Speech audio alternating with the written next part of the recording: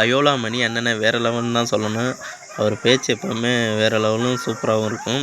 இப்போ ரீசெண்டாக நடந்த மக்கள் அரங்கம் என்ற நிகழ்ச்சியில் நாம் தமிழர் கட்சி சாட்டையை வைத்து தரமான செய்கை ஒன்று பண்ணி விட்டுருக்காரு.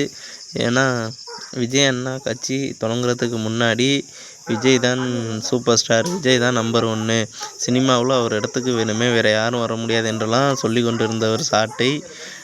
ஆனால் விஜயண்ணா கட்சி ஆரம்பித்தோன்னையும் அவங்க நாம் தமிழர் கட்சியிலேருந்து நிறைய பேர் விஜயண்ணா கட்சியில் சேர்ந்தோன்னுமே அதை பொறுக்க முடியாமையே சாட்டை அண்ணன் விஜயெல்லாம் அரசியலுக்கு வரலாமா, இனிமேல் ஒரு நடிகர்லாம் வரக்கூடாது என்று கடுமையாக விமர்சித்தார்.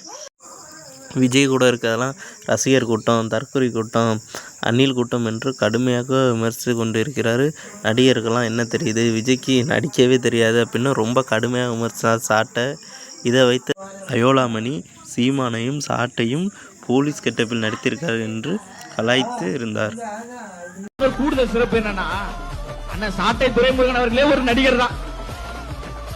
உண்மைதான், சிரிக்காதீங்க. ஏன்னா அவரும் படம் நடிச்சிருக்கிறாரு. ஏதோ ஒரு போஸ்ட் ஒன்று பார்த்தேன், அதுல சீமான் அண்ணன் காவல்துறை அதிகாரியாகவும் அண்ணன் கான்ஸ்டபிள் ரோல் நினைக்கிறேன். அந்த படம் விரைவில் வரும் நினைக்கிறேன். அப்போ அண்ணன் சாட்டை துரைமுருகன் அவர்களும் கூத்தாடிதான் சினிமாக்காரர் தான் என்பதை எல்லோரும் உணர்ந்து கொள்ளுங்க.